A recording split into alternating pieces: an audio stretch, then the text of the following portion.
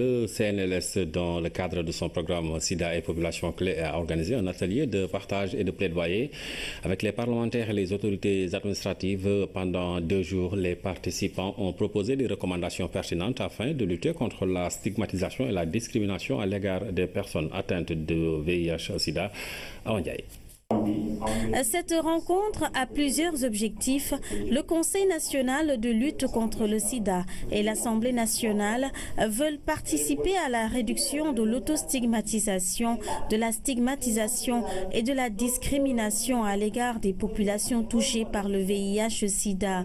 Il s'agit aussi d'intégrer la prévention et la prise en charge des populations clés par les autres secteurs.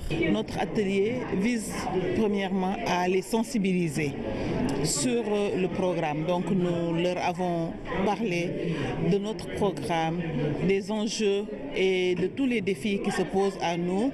Nous avons commencé par leur parler de la situation du sida au Sénégal et comment nous avons organisé la riposte, comment notre programme est organisé et ce que nous attendons d'eux.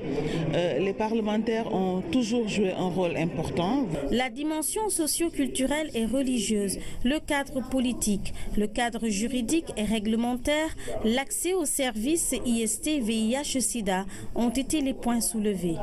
Les parlementaires votent des lois qui peuvent peut-être nous faciliter l'accès aux services pour les populations clés les plus exposées. Nous travaillons avec les populations difficiles, les hommes qui ont des relations avec des hommes, nous travaillons avec des consommateurs de drogue, nous travaillons avec des prostituées et tous ces groupes, avec des détenus, et tous ces groupes sont en commun le fait qu'ils sont peut-être parfois en marge de la loi.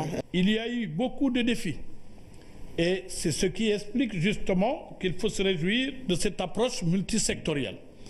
Il n'y a que, comme le dit l'adage, que c'est dans l'unité, que dans l'union,